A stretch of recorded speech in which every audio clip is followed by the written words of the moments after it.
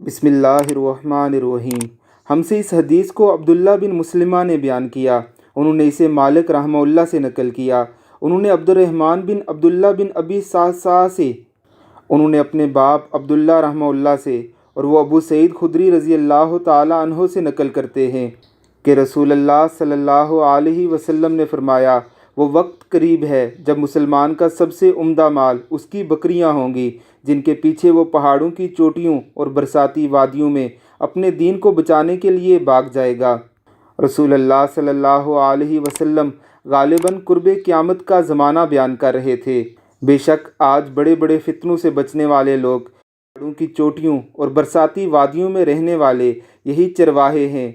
جن کی خبر ہمارے نبی حضرت محمد صلی اللہ علیہ وسلم نے آج سے 1400 سال قبل دی تھی۔ اللہ رب العزت ہمیں قرب قیامت کے فتنوں سے محفوظ رکھے، آمین ثم آمین۔